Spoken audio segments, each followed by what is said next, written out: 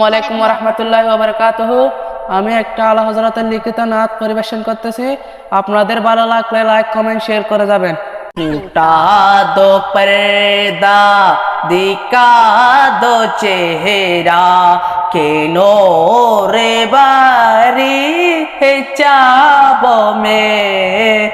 उठा दो पर्दा दिखा दो चेहरा के नूरे बारी है चाबों में। कबाबे आँखों में भी न पाया मजा से दिल के कबाबे आह में भी न पाया मजा से दिल के कबाब आ। उठा दो पर्दा दिखा